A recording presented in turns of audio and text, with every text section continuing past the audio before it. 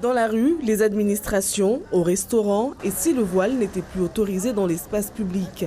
À moins d'une semaine du second tour, le débat est lancé sous fond de confusion. Dans sa lutte contre l'islamisme radical, l'interdiction du port du voile est une priorité de première heure pour Marine Le Pen.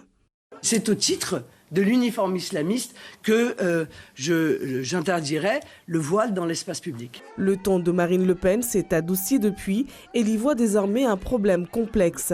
Si Emmanuel Macron s'oppose à l'interdiction du port du voile, durant ce quinquennat, il a fait adopter la très controversée loi contre le séparatisme. Lui, réélu, il n'y aura plus de voile à l'école.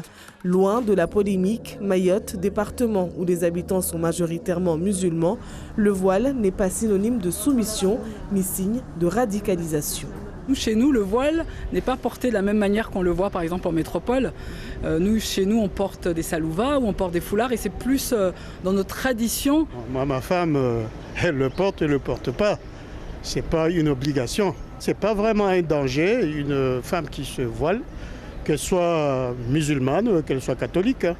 Parce que les catholiques aussi se voilent.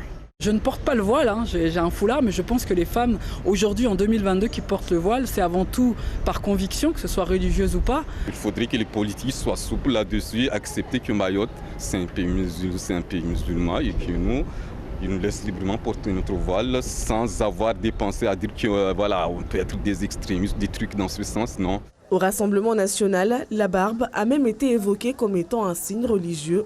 Moi, c'est le fan, c'est pour être beau, c'est pour avoir, comment dirais-je, être in, comme on dit. Mais ce n'est pas un signe religieux. Il y a des jeunes, pour eux, c'est la mode. Et après, il y a des fundis, c'est vrai. Mais pour moi, je trouve vraiment beau que ça soit fundi, jeune homme, beau gosse, tatouage, tout ça. C'est la même chose pour moi. Ça fait beau.